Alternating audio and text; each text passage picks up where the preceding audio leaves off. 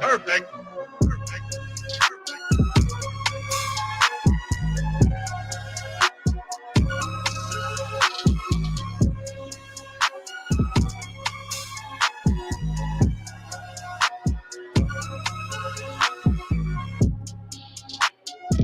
Yo, what is good, Sixers Nation? Welcome on in another edition of the show. We're getting used to it, man. Sixers Weekly, presented on 2 channels. Philly Take with RB, run it back, Philly. We're just in the off season right now, man.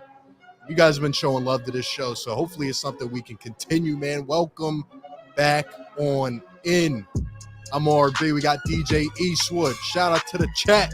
Let us know you're in here. Hit that thumbs up button, man. We're going to talk about this new little project going on today with the Sixers. We're going to talk Summer League standouts, who we think could make the roster, all that good stuff. And we'll break down our roster prediction and give our best starting lineup, man. Talk about some different things. We got a lot coming up as always, man. Welcome on in to the show. RB once again.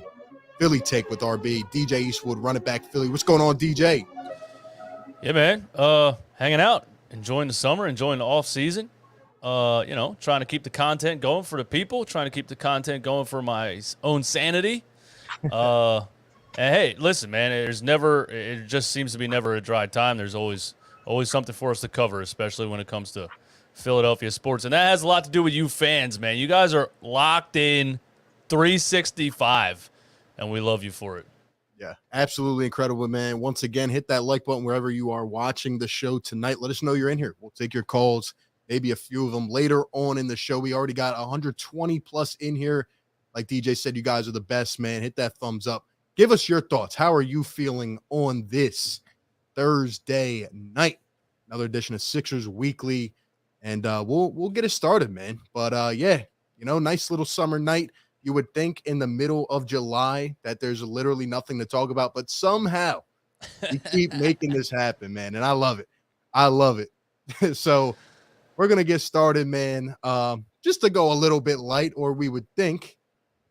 A little idea came out this morning. Woke up fresh at like 8 o'clock, and they're already talking about a new development project. Harrison Blitzer, what the Sixers could potentially have a new arena coming. Hold on, let's take a look at it, man. Let's take a look at it. So this came out today. Sixers page on Twitter putting out that there is a potential proposal in line to build a new stadium called 76 Place at Market East, the Fashion District, right in Center City, man. Moving away from the Wells Fargo, a new stadium, a stadium dedicated to only the Sixers. What would happen with the Flyers at that point? What would happen to the Wells Fargo Center? I'll tell you what, the way the Flyers are playing, they are not. Maybe by 2031, it'll be different. But, right now, I don't know if they can sustain that. But anyway, this is a potential proposal for a new home in 2032. That is 10 years away. Joel Embiid would be 38 years old. Tyrese Maxey would be 32. But hey, our owners, man, they always have some kind of business project in mind.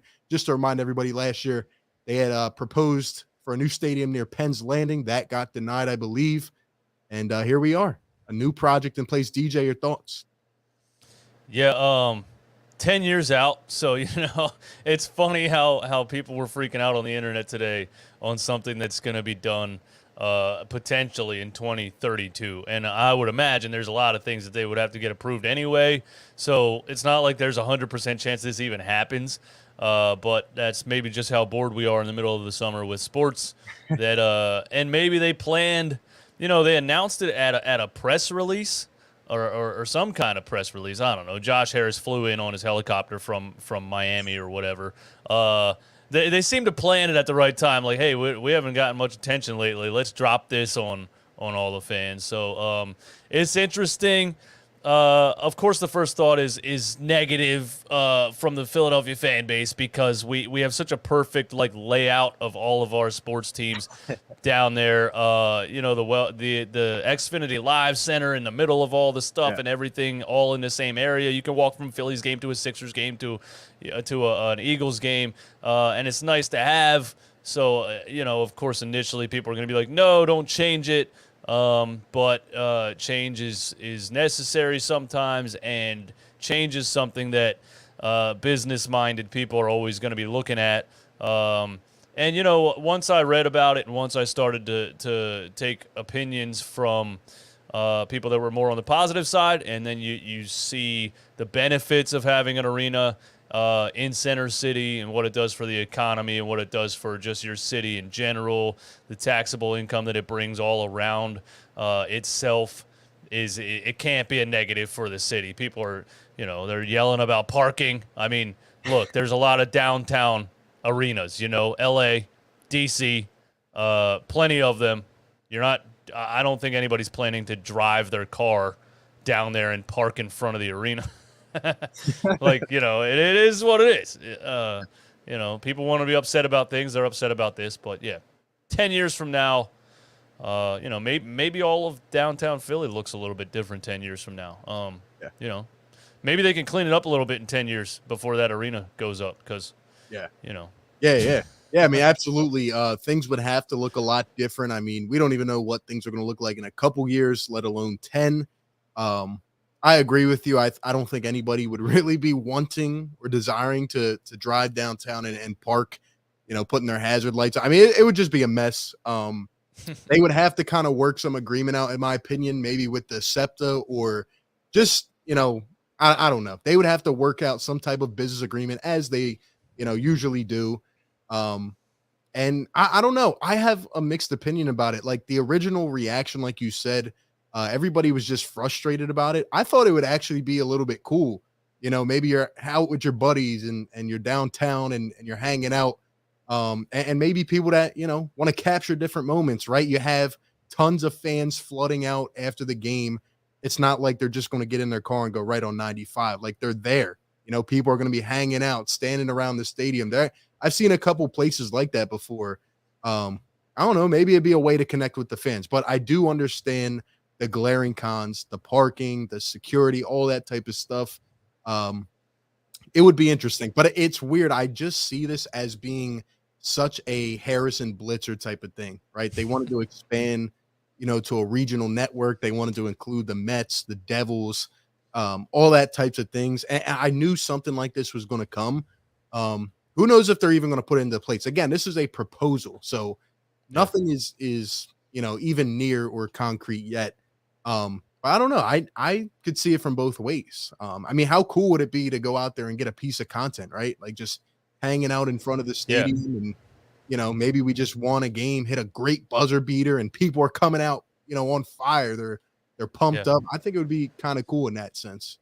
Every time I go to Philly, I drive there, and I hate every second of driving there. If a change like that forces me to take the train from where I'm at to, downtown, and then maybe, wherever the location is, I'm sure there's the one train station is right near there. So, if you're forcing me to take a train and I don't have to drive, maybe I'll like that better. The expressway isn't exactly express at this point. As someone who goes to Philly, I can tell you, nobody likes driving to Philly. It is the absolute worst thing. I would rather be stuck in traffic for a couple hours than have to go to Philly. I just can't do it. And think about if you go to Philly games, if you're someone that's from the area or you go to a lot of games, you already know how bad it is in general trying to get out of the Wells Fargo parking lot. I mean, imagine Center City, right? I would not be driving to any games. Yeah, the last time I went to we went to the Atlanta Hawks playoff game, I was right next to the building at 6:30 and I missed tip-off at 7:15, I swear on my life. Yeah. It took me more than 45 minutes to get from next to the building to inside the building. It was take the train and Uber. If you're forcing me to do that, I guess I'll do it. But again, like, look, SEPTA in the entire city could use an upgrade. So, Josh, why don't you just buy that too? Why don't you just buy the whole public transportation in the whole city, redo everything if you want to do that, And, that's how I see it. It's just another step in billionaires' ultimate plan to take over the world. So, it's very interesting though. Like, I don't know how I would feel. Obviously, I mean, this would be down the road, but I would want to see Joel Embiid rocking out at this place. I don't want to see a 38-year-old Joel Embiid at the tail end of his career. I want to see it if it happens, with the squad we have. But unfortunately, I don't think that would really happen. No, probably not. But hey, I mean, we'll see. Joel Embiid actually did comment on the post on Twitter. It was pretty funny, being Joel Troel Embiid as we know him. And he replied with this. He said, 2032 with the old guy. Look, he knows, man. He would be the odd man out. Hopefully he'll be playing by then, but he knows, man. At this point, I think the Wells Fargo's here for a long time, man. And we got to win a championship in that building. We have to. A lot of history, man. Yeah, absolutely. Thinking of 2032, hey, look, maybe Tyrese Maxey is on like a Damian Lillard level by that point, and he's 32 years old, and he's on like his second Supermax contract, and he refuses to leave Philly, and maybe we can look at it in a bright spot like that way. 32-year-old Tyrese Maxey could be a superstar. We never know. Yeah, hey, I think he will be. I'm excited, man. But yeah, give us your thoughts. How do you feel about the new stadium proposal? Let us know in the chat. Once again, hit that thumbs up button. People appreciate everybody being here live on 2 channels. Be sure to hit that thumbs up. Let's talk a little bit about Summer League, man, because we're dividing this show into different parts. We're going to talk about our lineups, which I know everybody's excited to hear about. It's been a long time coming. But let's kind of just recap Summer League a little bit. I'll be honest, I'm not going to sit here and, spew out stats because, getting down to the tail end of Summer League, you're going up against, guys that are barely scratching the surface of the G League and the NBA. So I'm not really looking at the stats. I know Isaiah Joe shot exceptionally well. At one point, he was shooting like 55% from deep. He averaged 13 a game. You had Trevelyan Queen, who had a couple nice games. Bassey. Overall, looking at this Summer League roster, what is your takeaway? Any guys that surprised you? Any players you think are locks to make the roster? How do you feel? I really was pretty much underwhelmed with the Summer League this year. And I usually look forward to it. Thinking about Paul Reed, Charles Bassey, what we thought of them last year, the minutes we thought they should have got at the backup center position or the backup 4 position, or Isaiah Joe. Yelling about why won't Doc play him the whole season. So I just felt like we had at least 3 NBA-level players going into the Summer League, the 2 little mini-series or whatever you want to call them.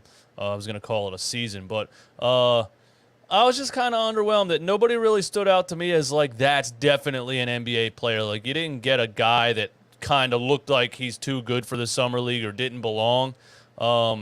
And on the other side, like, Romp replied to me today on Twitter and said don't take too much either way from the Summer League because it's kind of glorified pickup basketball. Like, I wanted to see a lot of Charles Bassey offensively, and I didn't see much. But in the grand scheme of things, I didn't see much of an offensive, like, game plan whatsoever. It's just kind of, guys just out there trying to get their own shine, trying to help their own name, trying to maybe make a G League team, trying to maybe make a 2-way contract on an NBA team.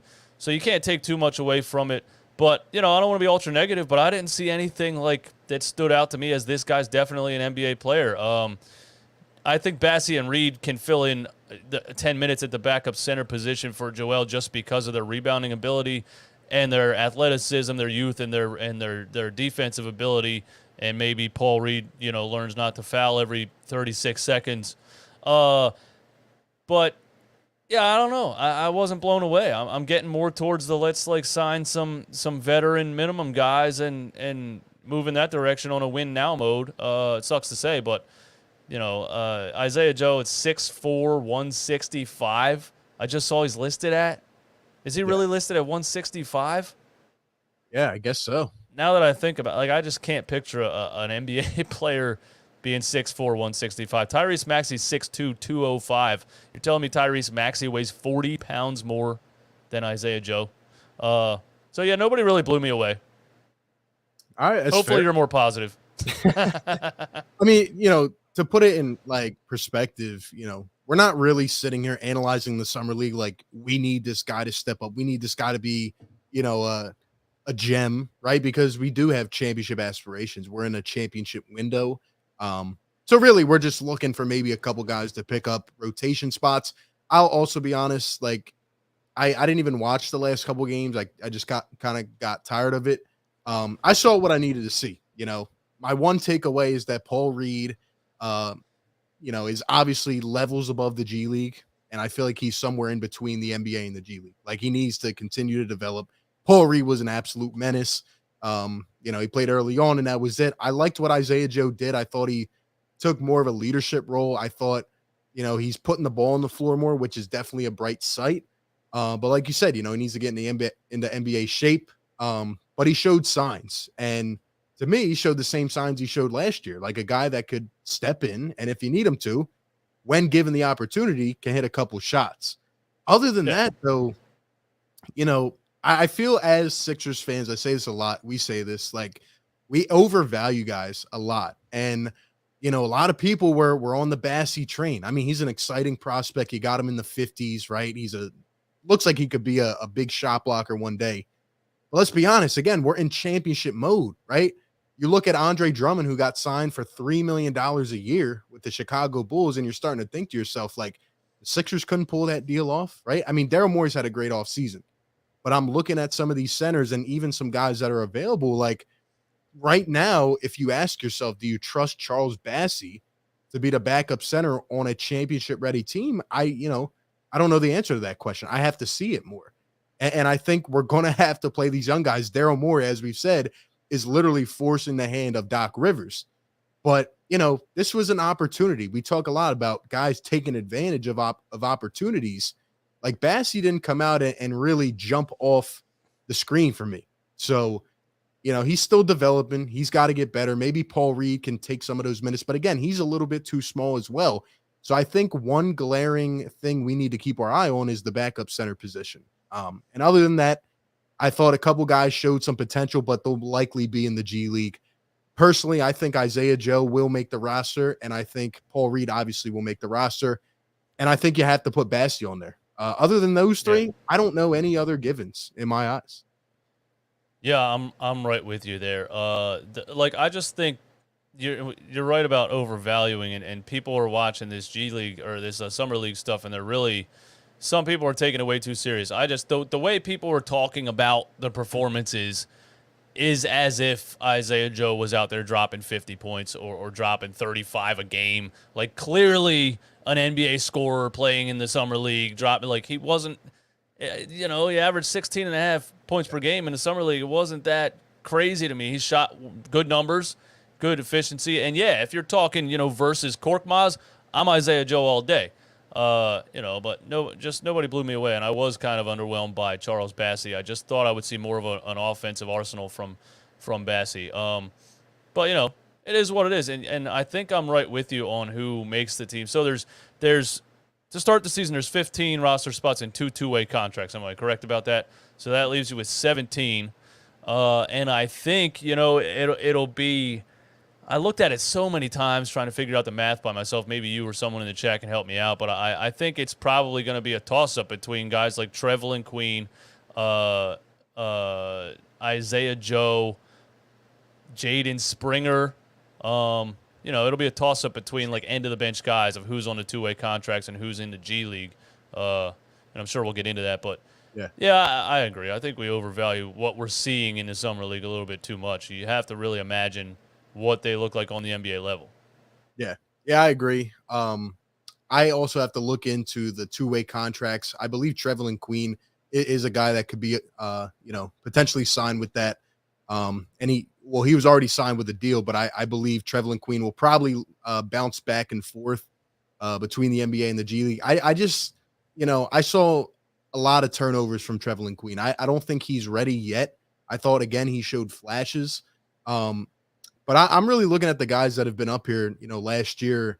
And when I look at Jaden Springer, that was the one guy again. Like, I just don't see it. I talked about this last week, the week before. Like, I just don't see any way of him making the team at all this year. And it sucks because that's a first round pick. That's a guy who, if you draft well, could be a contributor on this team who's trying to win. But yeah, I didn't really see anybody else that I think is an instant day one given. I think Reed will be there. I think Bassey will be there. And honestly, if I have to speak looking into the future, like you said earlier, I think we might go out and get another player or two, right? We, even have a few more spots now. I think we, obviously we would have to get down to 15, but we have, a little bit of cap space with James Harden's discount with the official terms coming out. We might be able to get a backup center for very cheap. And you might have to explore those options. Yeah, definitely. I think when you look at the summer league type of players, the level they're at, and you picture them joining this Sixers NBA team and contributing, you look at like what role would these players play, and it's most likely a catch and shoot role. You know what I mean? If they're getting on the floor in staggered lineups of Tyrese Maxey, James Harden, Joel Embiid, maybe in certain instances, depending on what Doc Rivers does, which is always pretty much unpredictable.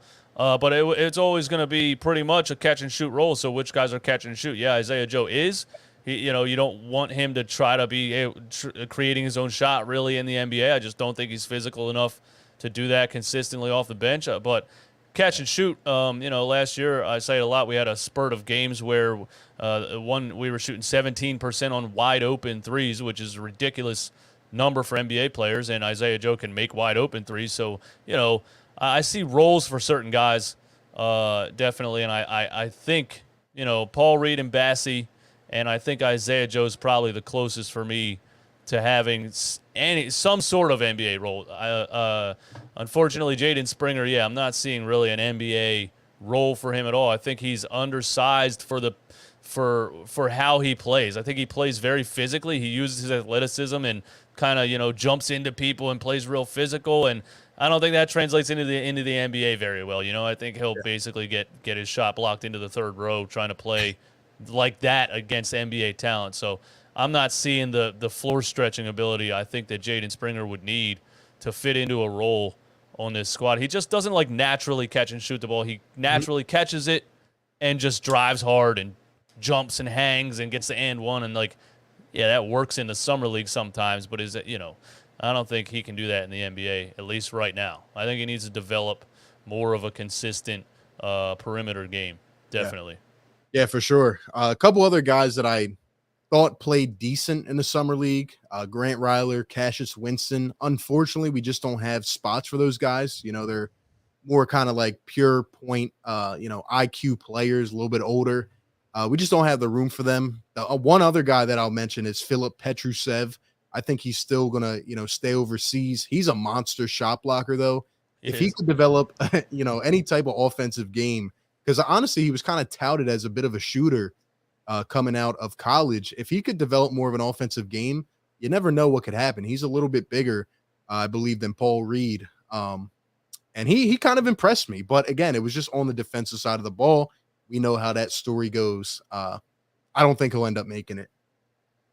Yeah, and because Jaden Springer was drafted in the first round, he is on a rookie guaranteed contract, so you can't really just – I mean, the smartest thing to do would be to throw him in a trade package, something like that, than to just, cut him and take that salary hit. So Yeah, I agree.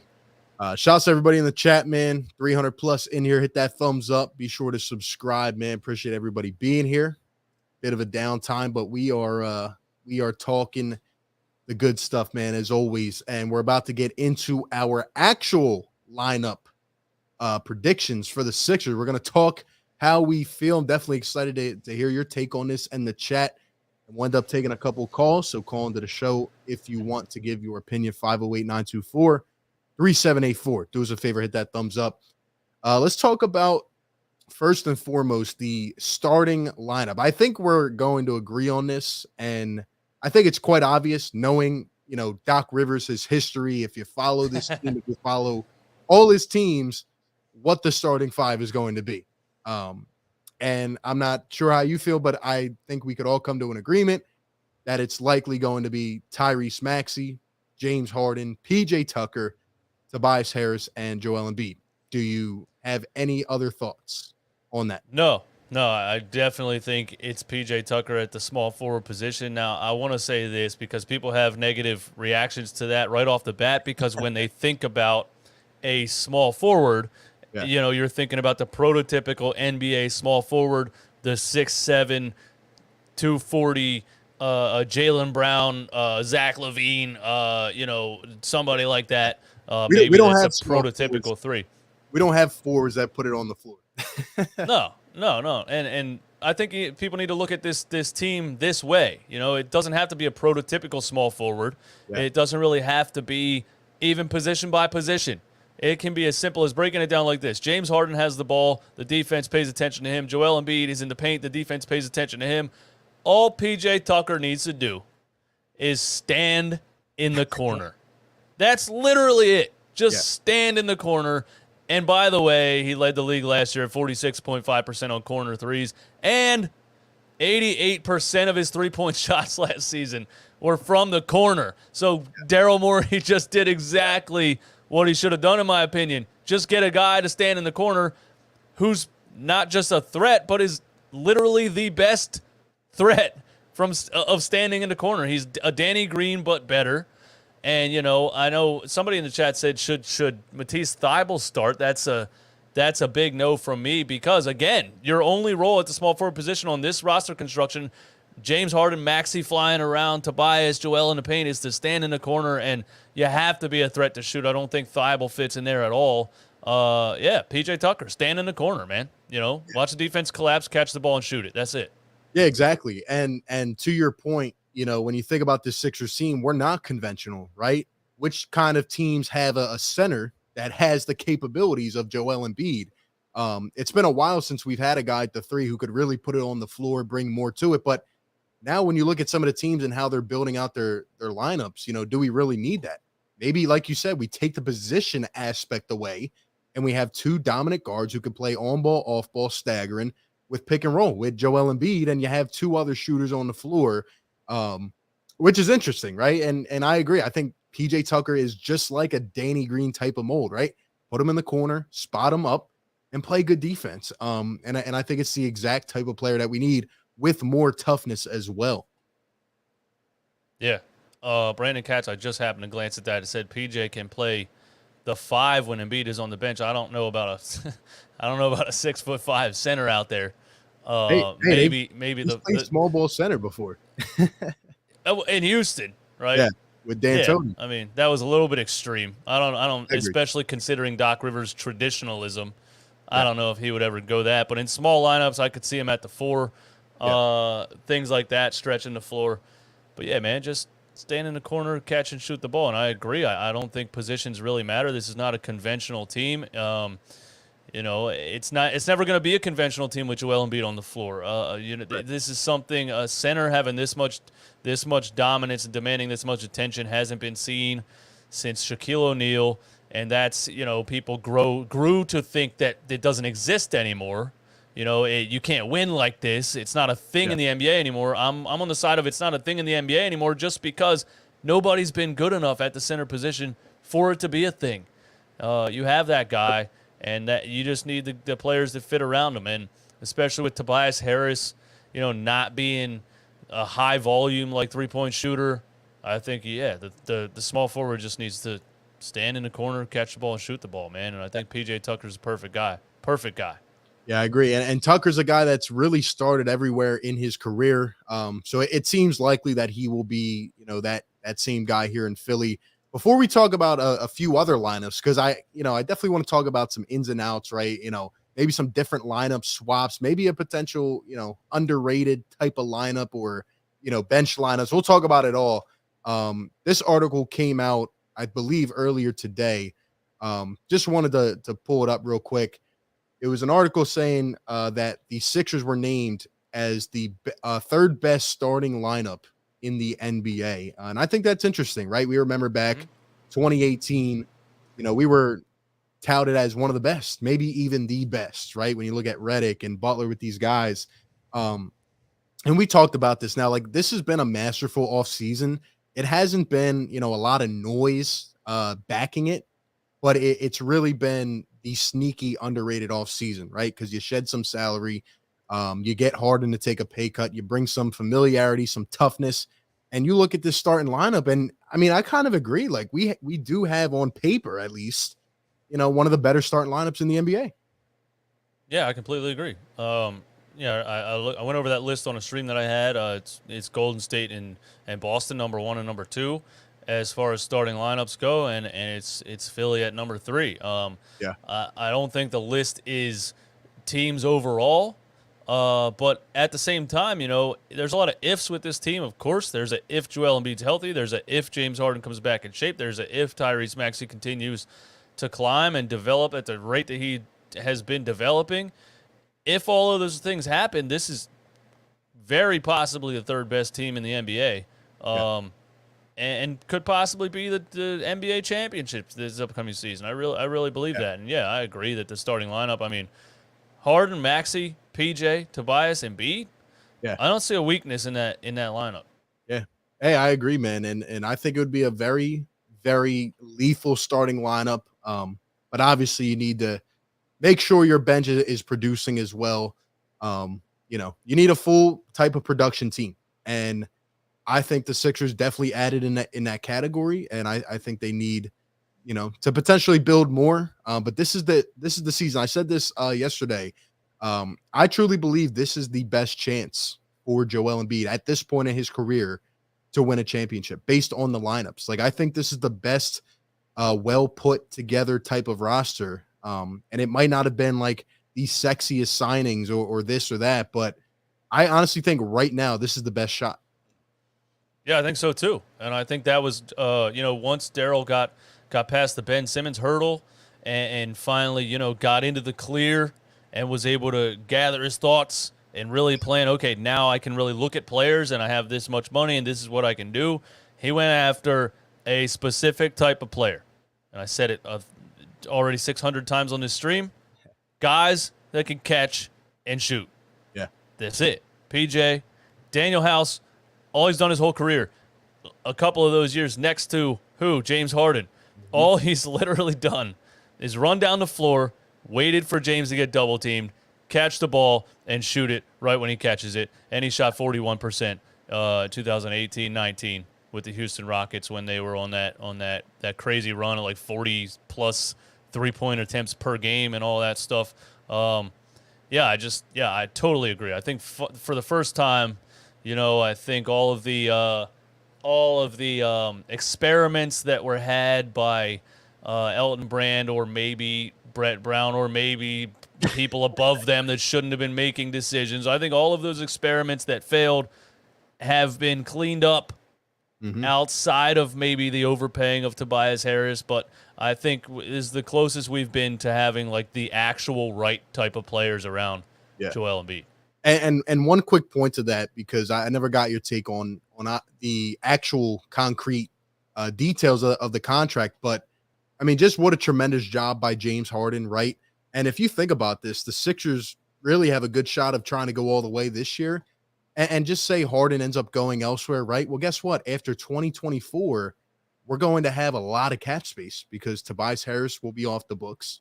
Harden will be off the books. You might be able to sign and trade, get something back. This is talking into the future, but, like you just said, we cleaned up the mess. And, I mean, it can only get better from here, right? Even if those two guys end up leaving in the next couple of years and you have Tyrese Maxey, Joel Embiid, and a heck of a lot of cap space, I mean, This is looking good, in my opinion, in terms of what Daryl Morey has done. I think it's been a bit of a slow process, but he's had to, inherit a lot. And I've said that before. And I think he's got a vision in mind. I do. And I think this is the best shot right here. And I think, we're about to go all in. I do.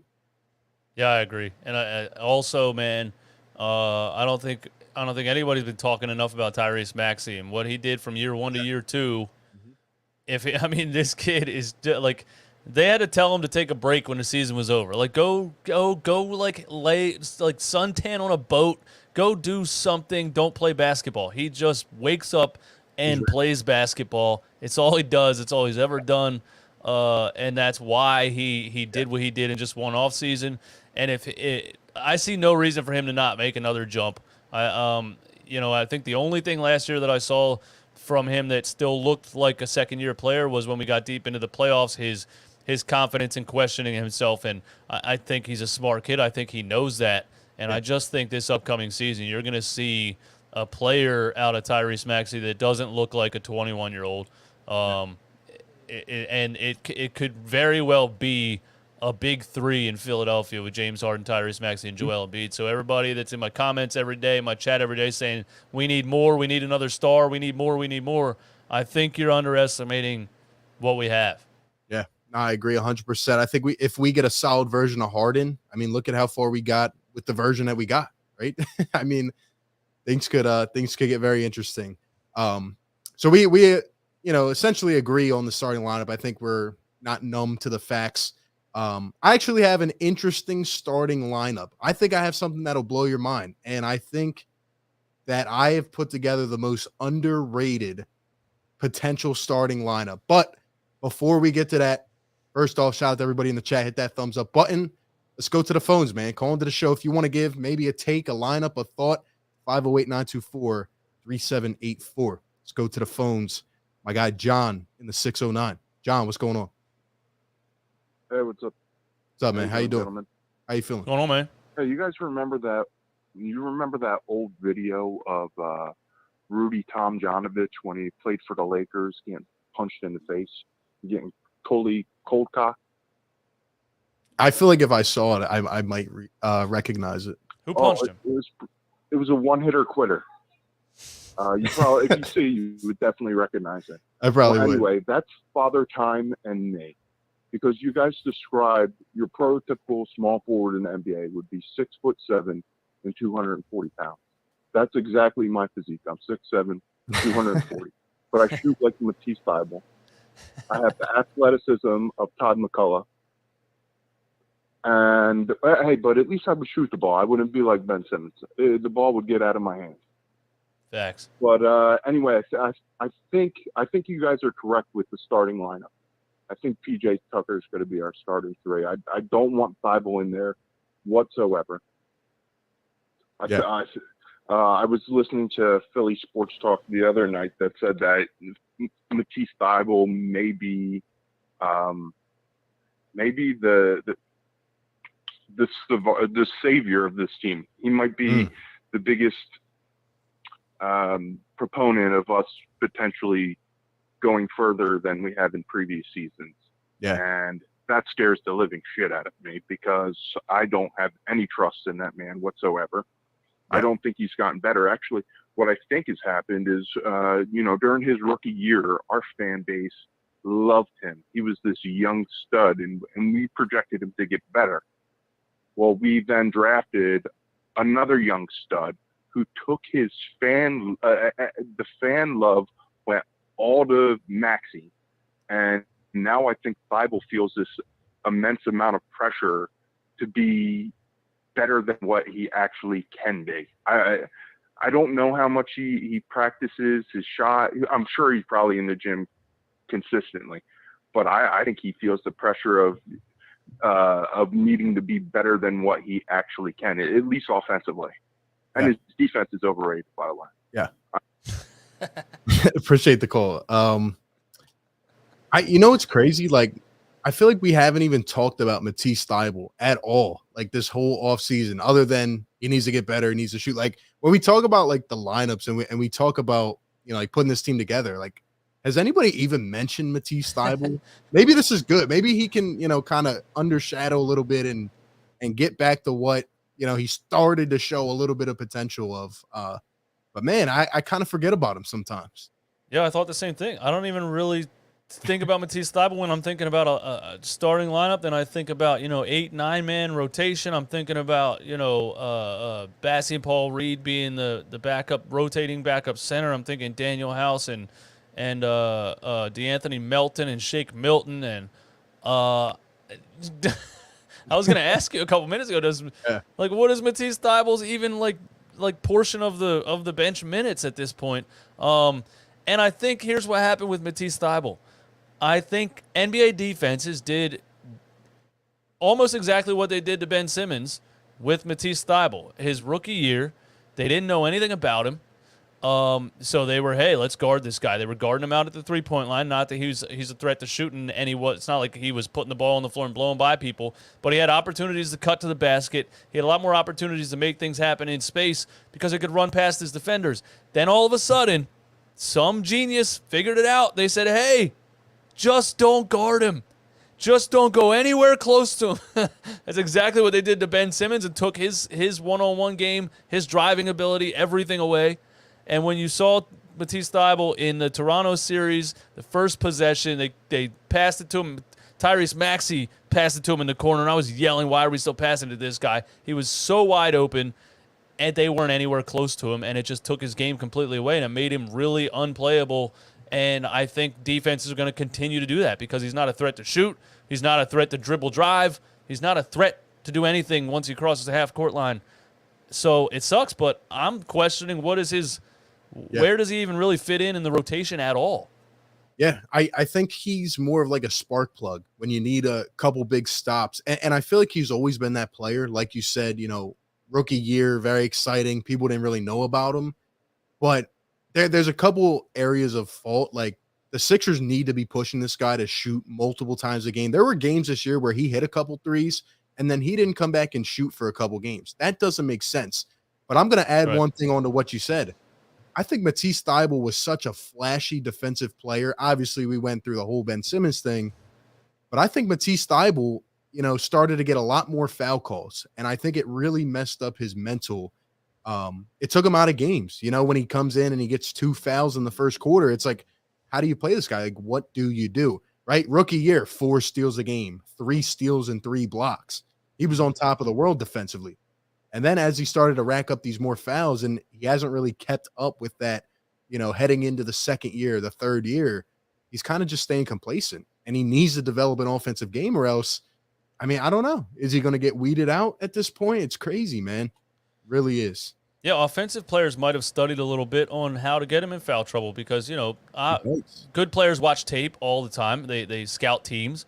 And, they might have said to themselves, hey, listen, when this guy's guarding you, if you get past him, all you got to do is pump fake, and he's jumping on your head every single time. So, maybe they learned that this is just get the guy in foul trouble, and it's not hard to get him in foul trouble because he's going to take the bait every single time because he wants to highlight block, he wants to highlight steal. So I think the NBA started to learn how to deal with his advantages and use them against him. Yeah, it's definitely crazy, man. Shout out to Jersey Boy with the super chat. Appreciate you supporting the show. Says, is this team better than 2019? On paper, I got to say, yeah, man, because of a certain someone. But like every guy on this roster now can actually shoot the ball. Every guy on this roster can, do something, can contribute in some unique way. And they're a lot tougher now by adding a guy like PJ Tucker. I got to say, yeah.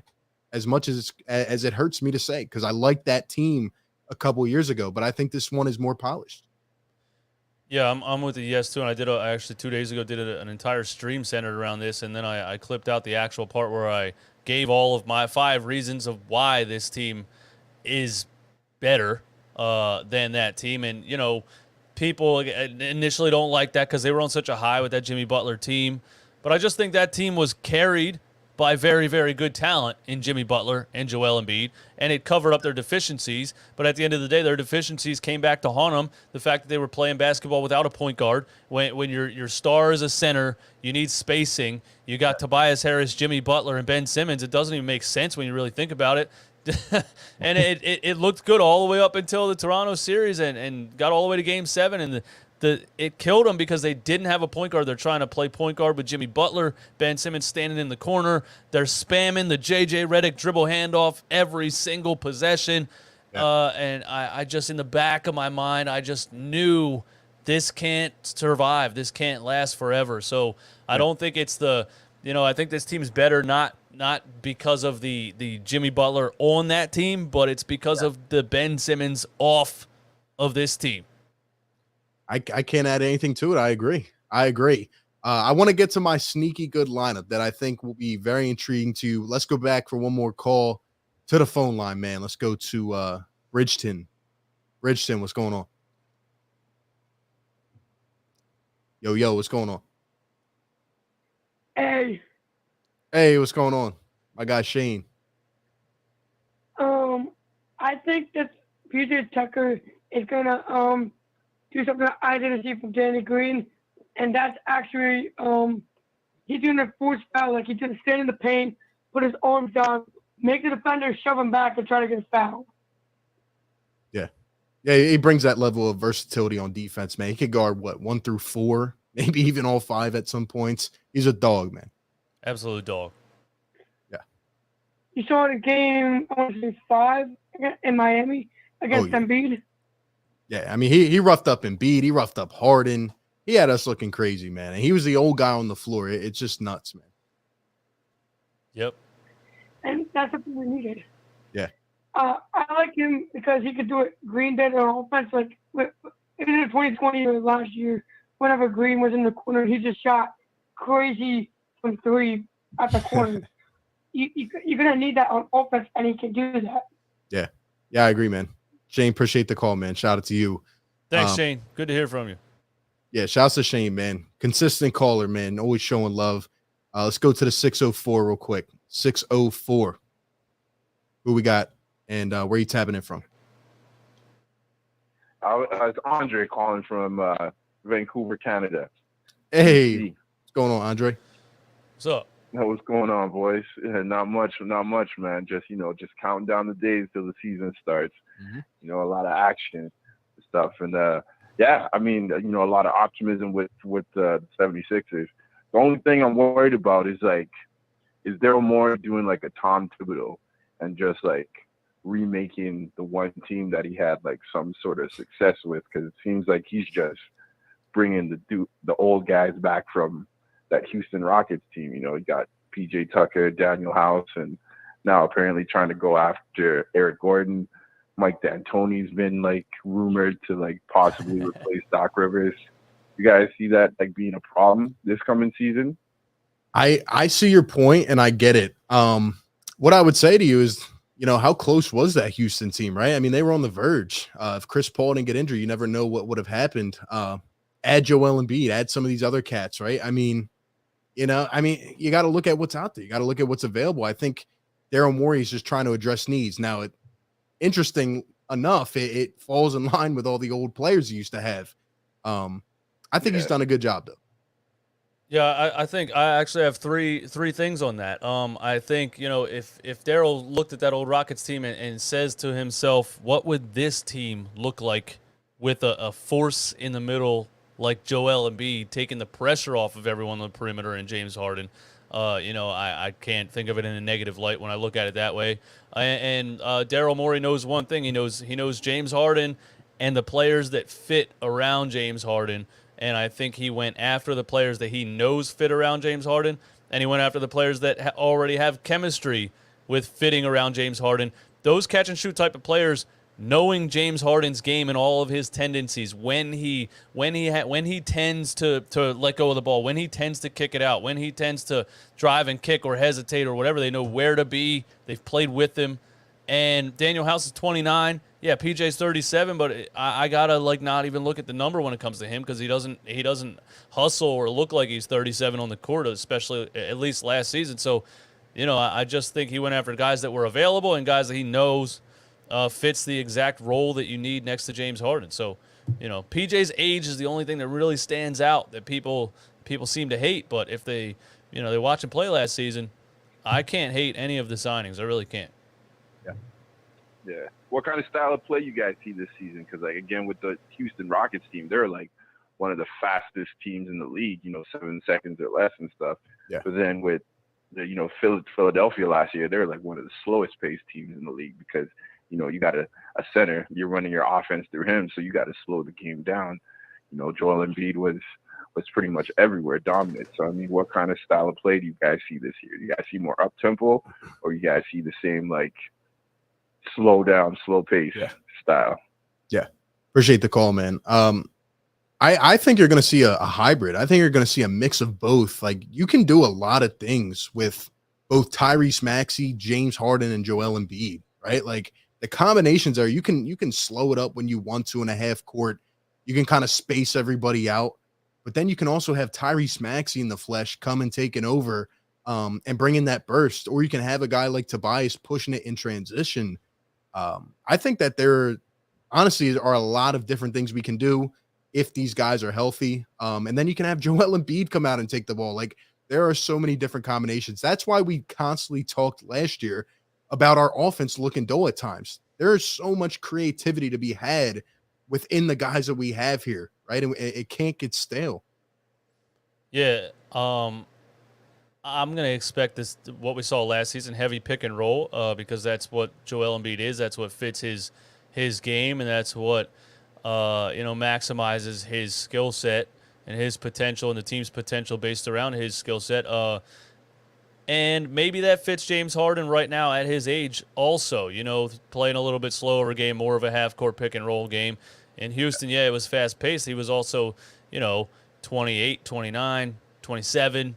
They were flying up and down the court. He's averaging 36 points per game. It was not even human. It was, we actually take for granted what was happening. I wish I could go back and take it all in while it was happening. I wish I watched more Rockets games at the time. But it wasn't normal basketball at all. And I just think, maybe this fits James Harden at 32, almost 33 years old. I think you're going to see a lot of pick-and-roll half-court stuff. And Tyrese Maxey also can be the kind of counter to that and be the spark, the kid that can just get from one end to the other lightning quick. I'm going to say he's probably top 2 quickest players in the NBA. And, I think you have a lot of dynamics. But I definitely still think it's going to be heavy pick-and-roll just because of James and Joel. Yeah, absolutely. I agree. Should be interesting to see what we kind of roll with this year. We got to get innovative, man. We got to get a lot of combinations going. All right, let's talk about some other potential lineups. I don't know if you have any alternative lineups, if you've gotten that far, because let's be honest, PJ Tucker's likely going to start. Doc Rivers is going to run with the 5 that he knows best and the experienced players, right? But I'm going to give you a sneaky, underrated lineup, and I'm going to tell you why I think it could actually work. Hear me out. And if this happens, you can reference back to this show because I don't think anybody's talked about this lineup yet. But think about this potential lineup, right? Tyrese Maxey, James Harden, Daniel House at the 3, Tucker at the 4, and Joel Embiid at the 5. Now, like I said, the likeliness of that happening, probably none. But here's how it would impact the Sixers. Number one, we just talked about the heavy dose of pick and roll, right? You can run it with both Tyrese Maxey, James Harden, along with Joel Embiid. You could either have James Harden running it dominantly with Maxey on the weak side. But what it really does is it gives you 2 high-clip three-point shooters. It gives you 2 guys that are familiar with James Harden. And you can spread the floor a lot better. Daniel House shot above 41% from 3 last year. Tucker shot above 40%. You can spot them up in the corners. You can run that heavy dose of pick and roll, which is almost unstoppable with James Hart, with a healthy Harden and Joel Embiid, or even Tyrese Maxey. And also what it does, when you have some questions about your bench, if some of these guys don't get consistent minutes, if they don't show up, you can plug a guy like Tobias Harris into that 6-man role. And let's be honest, against second-tier, third-tier players, Tobias is going to feast. He's going to go off. Again, he makes too much. It won't happen. But that's my idea of the underrated, sneaky good lineup for the Sixers. And I think it would work, man. Yeah, I definitely think that would work. And honestly, I wouldn't be shocked if let's say they do run that lineup a decent amount this season, and then you get to the NBA season and you get to the end of the season and you look at all the efficiency numbers. I wouldn't be totally shocked if that's the most efficient lineup out of all of the lineups they run throughout the whole season. Because, I mean, I've been saying for a long time I don't think Tobias Harris is the perfect fit next to Joel Embiid. I'll take him as the 3rd/4th option I would have preferred to trade him just because of the contract, but it is what it is. It's not a negative to have Tobias Harris on your team. But at the same time, when you look at James Harden, Tyrese Maxey, Joel Embiid, if you're looking at that as a potential 1, 2, 3 threats to score in the NBA, the two guys you would want at the small forward and power forward would be high percentage, high volume 3-point shooters. And Tobias Harris tried to kind of mold himself into that a little bit more last season when James Harden joined, and he did a good job of it with kind of retraining his mind to like just shoot it right when you catch it. Don't hesitate. Don't jab. Don't try to go into triple threat. You're not taking anybody off the dribble. Just knock it off and shoot the ball. But, yeah, I think that might actually make more sense. It's just that, yeah, it's not going to happen because of the contract. And, some people think Tobias has a little bit of an ego also. Would he be happy being the sixth man? He kind of feels like he earned that $180 million. I am one of the guys. I was one of the guys on that Jimmy Butler team. I deserve that contract. I'm this. Maybe I don't know. I don't take him that way personally because I just think he's a really nice guy if I had to guess. But yeah, that lineup might be more efficient than having Tobias Harris in the starting lineup at all. But it is what it is. He's there. Yeah. I agree. And another way that it actually impacts the team, one, it makes us more of a versatile defensive lineup, right? Because Daniel House is kind of a two-way wing, right? He can bring a little more athleticism. He can guard a couple different positions. And having him next to PJ Tucker, who is essentially another guy that can do that, would be good for this team. I think we need more of that, especially on the perimeter. And one more way that I think it really impacts his team is what you just referenced. Tobias Harris, is a guy, once again, that at points needs the ball in his hands, right? And when we talk about this team not being traditional, right? Joel Embiid is a guy that also needs the ball in his hands. So at what point do we sit here and look and we say, we have too many dominant ball handlers, man? Tyrese Maxey, Harden, Embiid. You go and add another shooter. Daniel House isn't going to put it on the floor. He's going to sit up on the wing and knock down some shots. Tucker going to spot up in the other corner, knock down some shots. And I just think Tobias would be more utilized, right? Coming off that 6-man role, especially when we need more scoring and efficiency. But like you said, I don't think it's going to happen. Just an idea I had.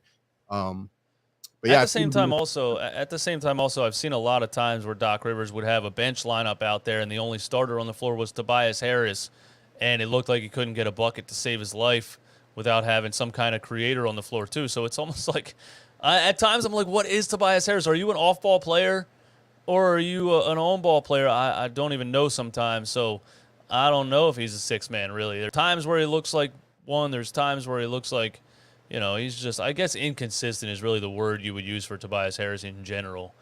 Sometimes he's a threat to drop 30. Sometimes he's like just a guy out there.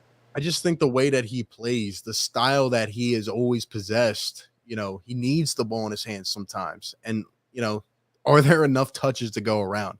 And that's where we get to points like we had last year where we're thinking, why is Tyrese Maxey so passive in the offense?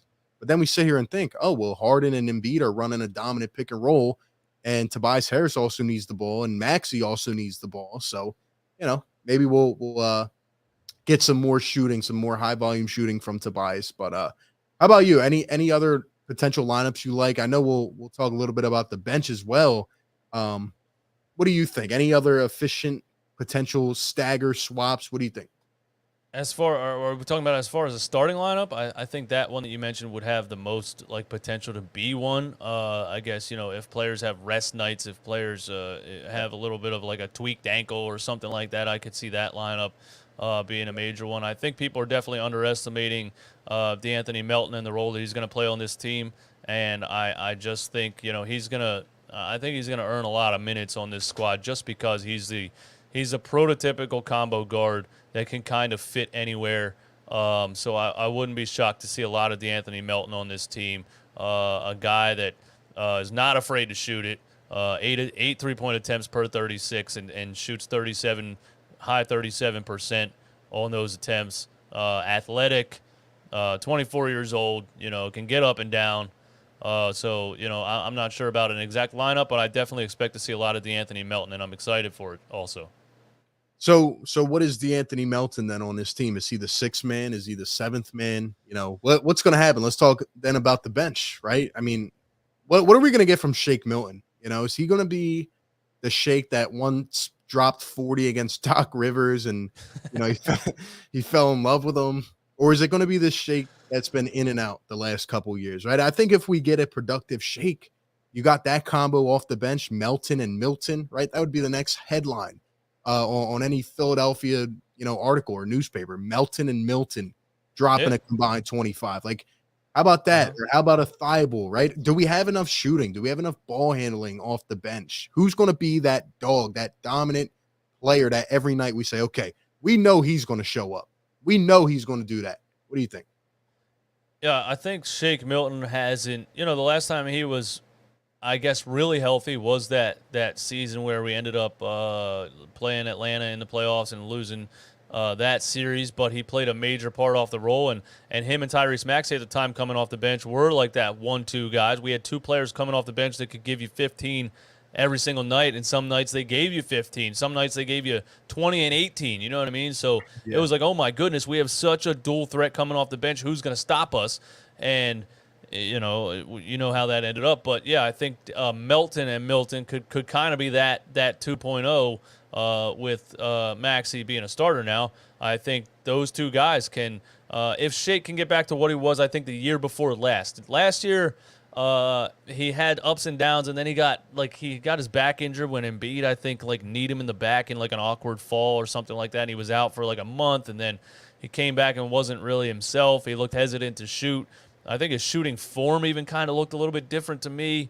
It looks more like he's pushing the ball versus like releasing it with a nice like high arc and flick of the wrist. So he just didn't look totally healthy to me last season. So that's another big if when you're talking about Shake Milton. But if he can play the way that he played the year before, I think him and Melton can be two guys off the bench, and that's just even better for us, man, because when him and Maxey, I just remember seeing those two guys, their stats, they would just be, you know, Maxey 15 and Milton 15 off the bench. It was like, man, we have a guaranteed 30 points off the bench. Who's stopping us? Yeah. So we're going to need the excess of shooting for sure. Real quick, shout out to Jabbar Wright with $10 super chat. Appreciate it. Says, I do not feel amazing about the upcoming season until I see what Doc Rivers is going to do. This team has the potential, yes, but it will depend on Doc Rivers. I mean, I agree 100%, Jabbar. I think that that's really the biggest question we have. You know, will we adjust? Will we adapt? What will he be like? You know, he's taking the team on a trip to South Carolina. He's going back to the championship origins, man. Hey, a little bit of a different feeling, right? I absolutely can't stand that guy, man. I just absolutely. Doc Rivers, man, I don't even want to talk. I don't even want to talk about him anymore. I want to pretend he doesn't exist. Let me enjoy this team without talking about Doc Rivers. No, I think Daryl Morey did a good job of putting players on the team that he thinks fit. And I don't know if it depends on Doc Rivers. I think when there's issues within a team, when there's clear holes and you need some kind of creative mastermind coach to find a diamond in the rough, Doc Rivers is 100% not going to be that guy. He's not going to do it. He's not going to find a Lou Dort. He's not going to find a young guy that's going to come in and do anything, or he's never going to give him a chance. But I do think if the roster is good enough, it can kind of prevent Doc Rivers from having to make some kind of genius decision. Like these should be the lineups and the bench should be pretty obvious, I think. Now, I'm not putting it past Doc Rivers to do something that I totally don't see coming and completely blow my mind once again. But I just think this is like almost foolproof roster for Doc Rivers. Like it's not too hard to think about. You know, I don't know, man. Like I know that's saying like anybody can do this, but there are definitely NBA teams that I feel like kind of anybody can do it. Just make sure the 5 best players are on the floor, and then, you know, stagger the bench. It's not rocket science. Coaches overthink and overcomplicate things. I don't think it depends on Doc Rivers. I just think if there's major issues, he's not going to be the guy that makes the right decision in that situation. I agree. And again, referencing what we have before, like, I just hope he, you know, for once is not that stubborn self of him, but we'll have to wait and see. You know, that is just kind of a turnoff to the rest of the fan base sometimes. He is entirely hated across the entire Sixers community, and it's 100% warranted. He brought it on himself. I mean, he just stands up there and fights with reporters and calls everybody stupid basically every single time there's something goes wrong. Yeah. The guy's just a complete ticking time bomb. Yeah, he's got to reflect, man. Carlos with the $5 super chat says starters Embiid, Tucker, Harris, Maxey, Harden, second team Melton, Niang, Thibault, Paul Reed, and Isaiah Joe. I think that's a little bit too much youth there from Doc, but you bring up an interesting point, and this is one thing I forgot to mention. How about a lineup or, throughout the game, a potential substitution? How about Niang and Tucker next to each other, right? Two guys that can shoot when they get going, they can knock down, they can get hot. And two dogs, man. I mean, they are going to be barking at these other teams. I can't wait to see it. Imagine both of them talking some smack, man. It's going to be fun. It's going to be fun. Yeah. I think we got a little bit jaded on him towards the end of the season. Not jaded, but we got a little bit towards the end of the season what he looked like in the playoffs. We kind of forgot what he looked like during the regular season, really, and I think he has a dog mentality, and he's a fun guy to watch. And man, he's a guy that's going to give you everything he has every minute he's on the floor. Not the most athletic guy in the world, but yeah, I totally agree. Those two next to each other are going to be fun to watch. And maybe he's not that old. He didn't look like he was in the greatest shape last year. Maybe he comes back in a little bit better shape. Maybe he has a little bit. I'm not saying some kind of crazy athleticism, but maybe Niang comes back and has a little bit more endurance, I think, than I saw last season, because he just looked like he got kind of worn down towards the end of the season, really. Yeah, I definitely think he was battling a lot. He talked this off season about getting in better shape. I think he was battling a lot. He had that knee injury, but yeah, when we look at this team, right? So obviously we know the starting unit, the bench lineup. So Tucker, or I'm sorry, not Tucker, Thibault, Melton, Shake probably, Paul Reed. And, where do we go from there? Like, who else makes this team, right? It's going to be hard to do this without actually writing it down, but Niang will be there. Who are the end of the rotation guys? Like, who are those guys that are going to sneak on? I think Isaiah Joe has to be one of them, right? Yeah, I mean, I don't know. Like, when you look at the additions that they made, it really pushes guys like that even closer to the end of the bench. Anything else? And it's not out of the realm that Isaiah Joe doesn't make it. I think, especially when you get down to a playoff rotation and you think Doc is going to run with 8 or 9 guys. Daniel House, George Niang, Paul Reed, Charles Bassey. There you're looking at 4 off the bench right there. It's tough. It's really tough to call. Maybe Bassey stays in the G League. Maybe Paul Reed's just the backup center, and then they kind of play the game with PJ Tucker staggering minutes, or George Niang at the small ball 5 for certain instances. It's interesting. There's a lot of things that could definitely happen, but I know there's young players that we love, but it's tough with the additions. It really is. I think you're onto something there, because I'm thinking about Doc Rivers and his historical style, what he likes to do. Is he even going to play Charles Bassey with the way that he looked in Summer League? I could see him not even playing him, just sitting on the bench. And it's why not go down and get some reps in the G League? I think it's interesting. And another guy, Furkan Korkmaz, who's owed $5 million this year. Another guy we haven't talked about. What are we going to get from Furkan? I feel like we go through this process every year, right? It's that guy, he's shown potential, he's shown flashes, but now we're at the point where it's we're trying to win. We're trying to win now. Mm-hmm. Are those guys a part of that solution? Are they a part of that? I just don't know the answer. Yeah, I'm starting to think on Korkmaz. I'm really, really close to a definite no. I know he's owed $5 million. I don't know how you figure it out. There's a lot of things that could happen throughout the rest of the offseason. Yeah, you can definitely throw him in a trade package with other players that are owed money that you're never going to play, like Jaden Springer.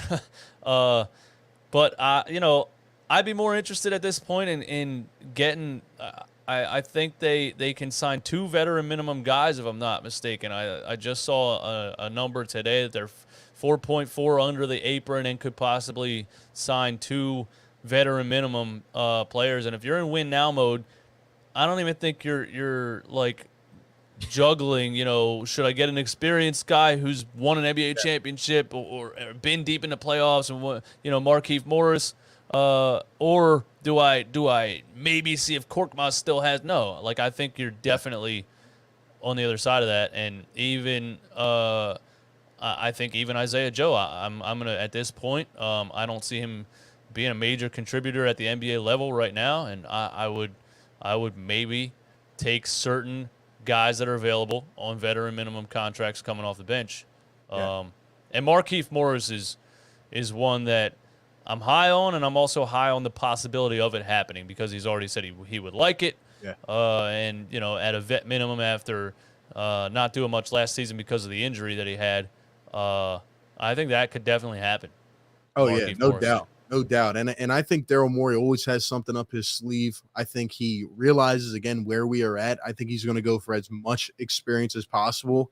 And I'm at the point where, honestly, if you're not contributing, if you go on one of these stretches during the season where you're not, shooting for 10 games, like you gotta get withered out of the rotation, man. Like we need to have our core. We need to be ready. And I'll be honest with you, I'm still a little bit worried about our bench depth. Like I don't know until I see it if we have enough. I think we have pieces there, but how will it mesh? Right? Obviously, you're going to have to stagger, and that's another huge thing we'll, eventually get into. Like, what are the minutes going to be like? Will you end up bringing Maxey along with some of these bench guys at points in the game? Will you allow him to handle, because he can't play off the ball the whole game? And James Harden, unless he becomes a much better catch and shoot type of guy, who knows if he can do that? So definitely, I mean, it's going to take some creativity for sure. Yeah, definitely. It's definitely going to take some creativity. And, again, Doc Rivers is not known to be the most creative, but, yeah, he is known to be the most, refusing to play young players. So yeah, I think I wouldn't be if we come out and D'Anthony Melton doesn't see the floor for the first 8 games of the season, I would the fan base would be irate, but it wouldn't be totally outside of Doc Rivers' personality to do that. But I think Melton has proven himself in the NBA enough off the bench that he's kind of a lock to get some bench minutes. But everything else is definitely up in the air. And but I just think, the options Doc had last season, and then being the stubborn guy that he is, playing Furkan Korkmaz for 4 months, and the guy got to the point where he was shooting 10% from 3. I don't think there's players. I think we have enough players that you don't have to go to a guy like that for 4 straight months. That's what I'm trying to say. Yeah, I agree. Shout out to everybody in the chat, man. 400 plus in here. Hit that thumbs up wherever you're watching. We're live on 2 channels. Philly Take with RB, running back Philly. We're doing this every week. Give us your thoughts. Call into the show, 508-924-3784. What do you think could be the X factor then? Because I feel like we've talked about a lot of guys. I think the X factor of this team, off the bench at least, I think it's going to be Shake Milton, man. Like I said before, if we get the 10 to 15 points a night, Milton, I'm expecting Milton to get better with an increased role. He's already shown potential of what he can do. But if we get that solid Shake Milton and that guy that can attack, can be aggressive, and can stay healthy, I mean, that's a serious combo. And I think then you're starting to really talk about solidified bench production. Yeah, the X factor off the bench, I think I would say the same thing. If, like I said, last season he just didn't look healthy the whole season to me. So I'm not going to totally write him off. I don't think that was him. I don't think that was himself. We've seen what he can play like even deep into the playoffs, saving Game 6 against Atlanta, or Game 5 was it? But he's a guy that doesn't really change based on pressure or anything like that. He's very cool, calm, and collected. And a lot of people talk about the Sixers need a backup point guard. I think he's a perfect backup point guard type of player. He slows the game down. He runs a pick and roll. He's very methodical and strategic with the ball and what he's going to do, and can just kind of run the shot clock out, get all the way to the rim. So I agree. If you get a good version of Shake Milton off the bench, I think that boosts your team greatly. That's why I think people being either too high on this team right now or too low on this team right now are a little bit crazy to me because there's some big ifs, and you can't really say this is going to happen and this is not going to happen. Yeah. There's potential for it to be really, really, really good. And that's what I'm excited about.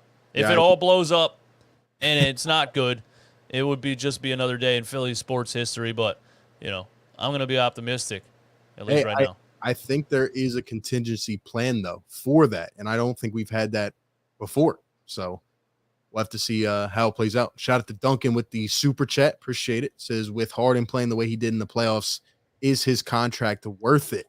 Well, with the way he played in the playoffs, absolutely not. But now with a full off season to get under his belt, again, still rehabbing from that injury and getting closer with these guys and building that connection. I mean, all the optics are great. Will he come back in shape? That is the biggest thing. And we'll see it right off the bat. We'll know, is he going to be that guy or not?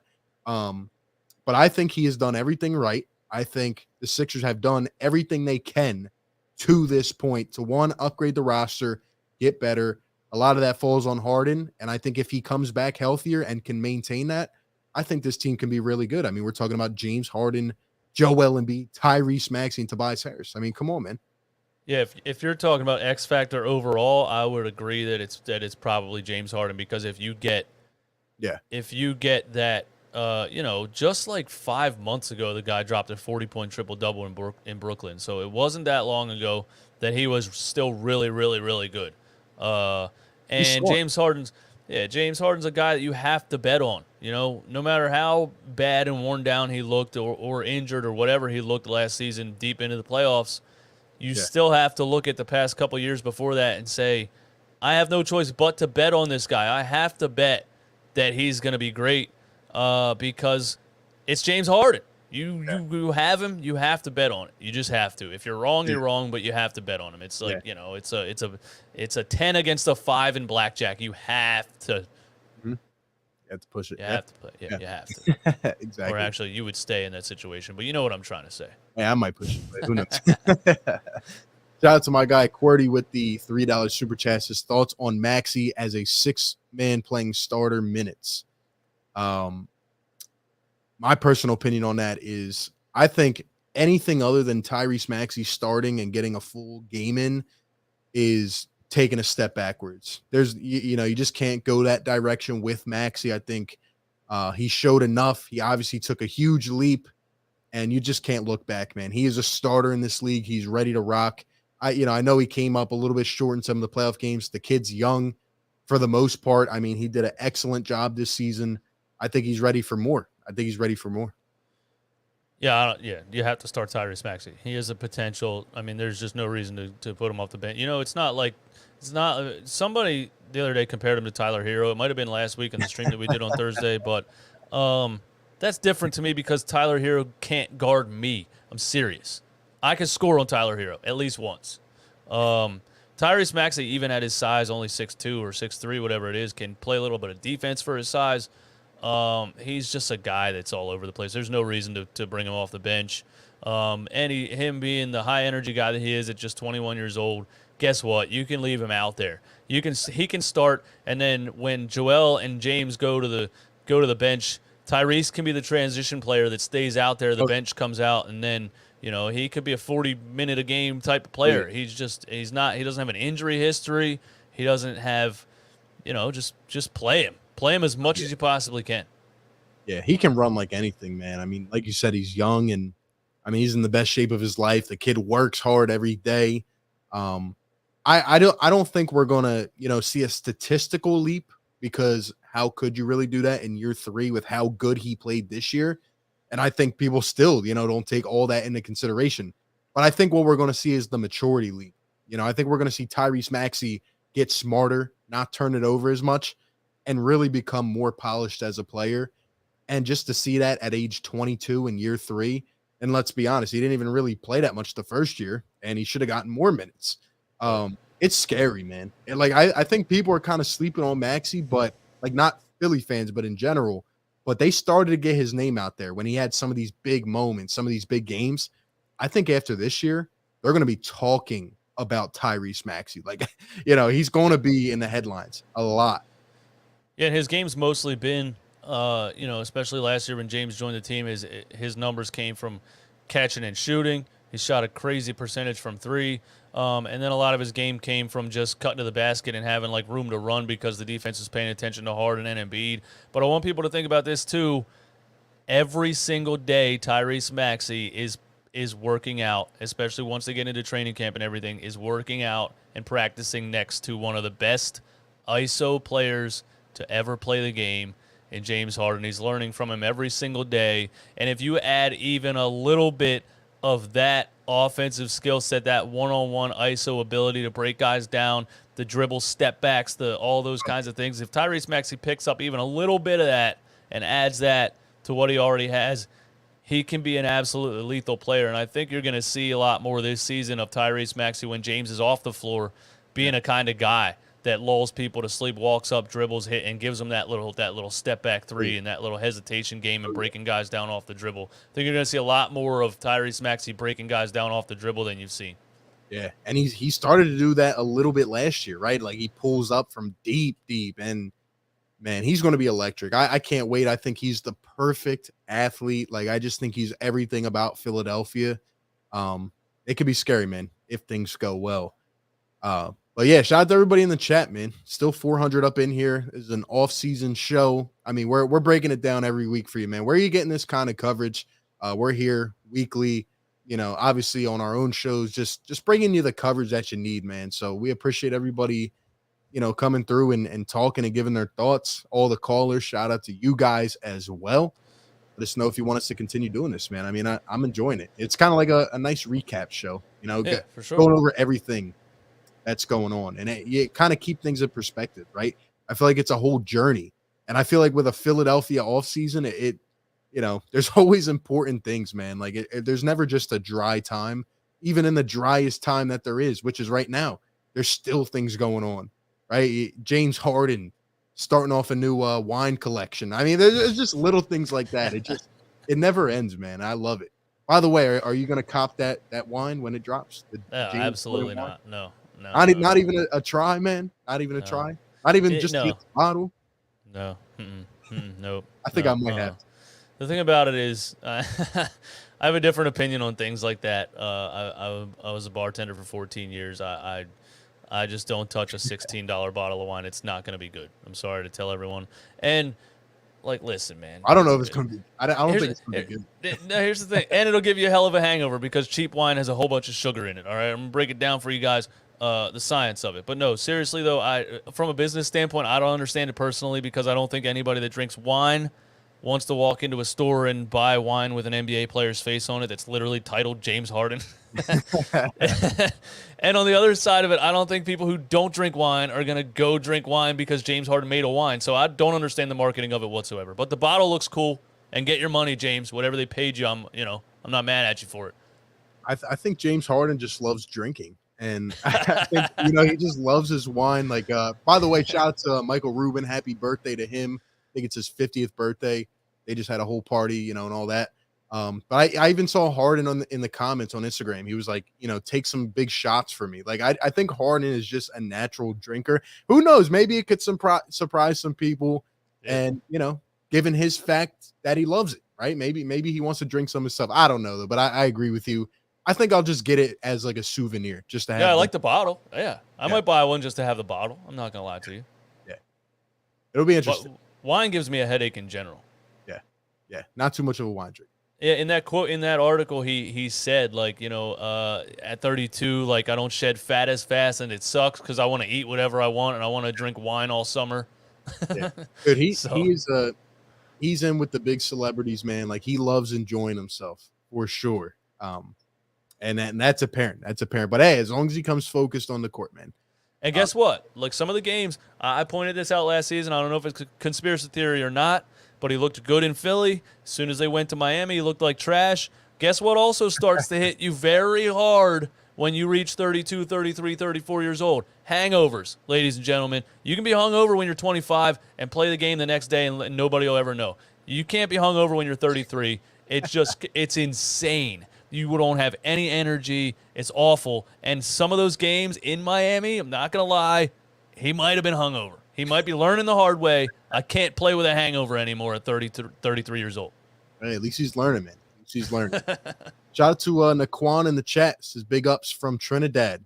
We got Trinidad in the house, man. We're global. Got everybody watching, man. Appreciate you guys constantly supporting the show. Aaron with the super chat. He says, I'm hyped for the Melton and a healthy Milton off the bench. Both can score and play D. Melton is a better rebounder, and Milton is a better playmaker. Yeah, I agree. I think that could be a lethal combo. I mean, the last time I was really wowed by Shake Milton, if I'm being honest, is when we were sitting in the stands watching him go off in that game too. I remember. Yeah, we were there. Yep. We didn't want him to come into the game because he hadn't looked good, and Doc just goes with a gut feeling, and I forget how many he had. I think it was like 12, 13 off the bench, and we're like, oh my gosh, man. And I want to get that spark back from Shake Milton. I'm rooting for the kid. This is really, though, his last chance in my eyes. That was game 5, right? Nah, that was wasn't that game 2 that we went to? Oh, that was game 2. Game 5 was that was just a terrible night. That was the epic collapse. Yeah.